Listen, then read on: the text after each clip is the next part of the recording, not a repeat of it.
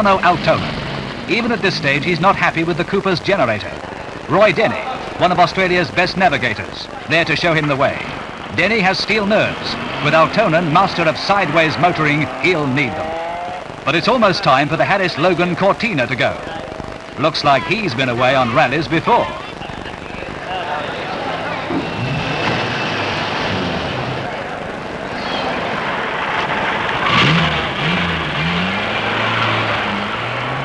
Among the last to be flagged off, the Harry Firth Graham Hoynville team. A modified Cortina GT, fully equipped, even headlight washers. 9.42, turn right into Hoxton Park Road. Turn right at 9.97, signpost to Great Western Highway. The first night section, 700 miles to Wagga. The fresh, alert field storms through the Blue Mountains, past small country towns with names like Old Bowenfeld, Shooter's Hill, and Jeep, through the Jenolan Caves, once a bushranger's hideout, where far underground, the patient dripping of calcified water builds shape and colour in the limestone. 6.5 hours out from Sydney, the field pours into Crookwell for a meal break. The pattern has begun. Breakfast at midnight, lunch at daybreak, a small snack when you can get it, and sleep, well, that's another story. Mini Cooper team leader Evan Green checks his oil.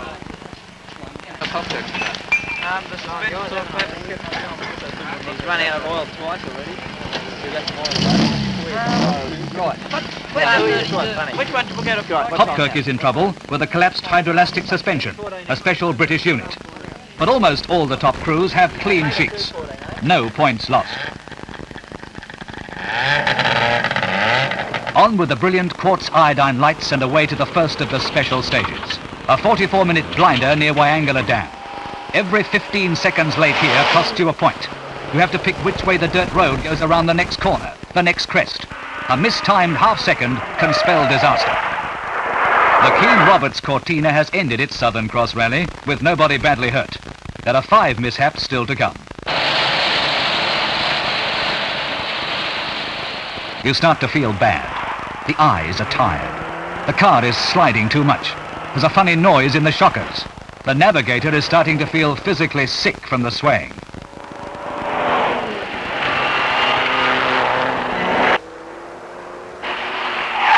More sunshine brings new problems. Water splashes and stretches of thick black mud. Australia's black soil is great for cricket pitches and sugarcane, but who needs it now?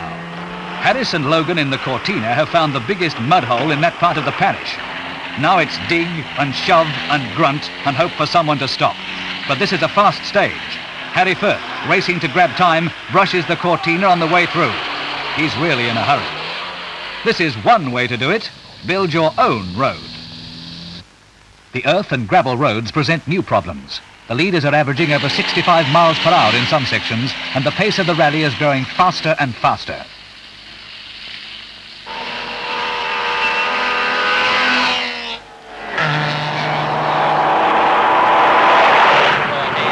About 50. Now, a short left-hander. Yes.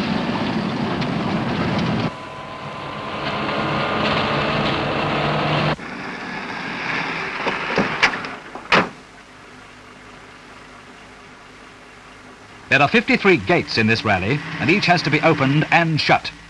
Altonen tips out navigator Denny and makes him run to the car, pouring on the coals in his 1310cc Mini a moment before Denny hits the seat.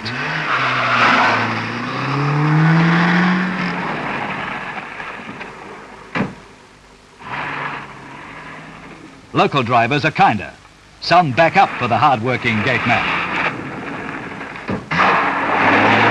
An hour's rest and the tired field gets underway again. Some thinking the road signs very appropriate. It's back to the bush, and now more than ever, there's no room for error.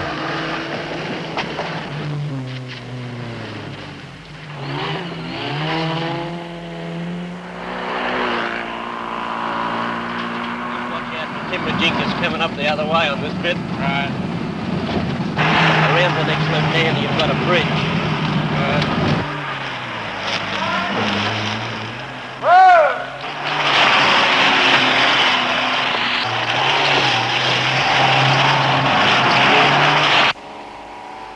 Lionel Williams had a bad night. You took it over 4 times? Yeah, that's right. You mean on 4 separate occasions, or? No, just once. I don't make a habit of this. The Avis girls are piling up lost points, and the Imp, true to its name, is in all sorts of trouble. Maybe those boots are meant for walking. Closer to Melbourne, the mud-stained cars sweep over some of the best alpine roads in Australia. Altonen is setting some shattering averages over the smooth gravel. Next turn's 4.5 tenths from now. Greg Garrard's Holden is now 5th outright and highest placed Holden. Story of poplar, silver box trees and burly griffin planning. 3 days gone, 1 more to go. Out in the blackness, there's nothing. No people, few homesteads, just the lights, the swaying car, the blurred navigational notes. Ferguson still leads, until his Volkswagen runs head-on into a tree and the lead goes to Harry Firth.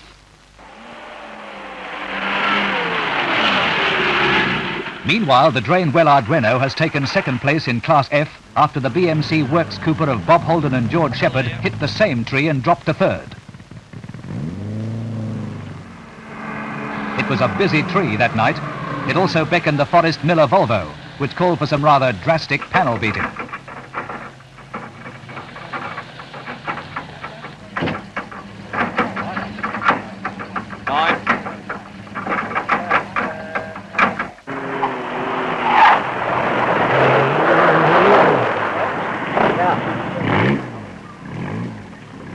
Everybody gets tired of opening gates.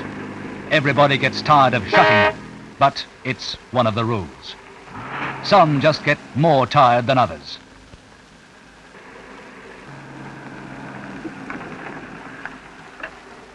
Next time, he'll take the train.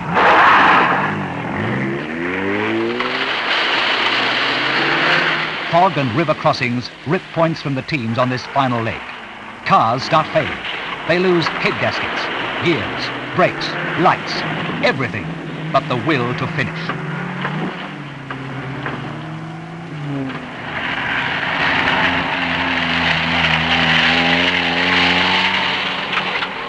The fog continues all through the Kangaroo Valley and the rich country of the southern tablelands.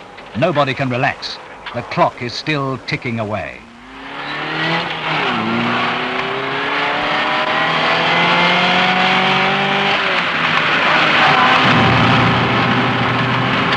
Around this right hand and straightens out a bit, we better pull over and let Garrard go. Right over.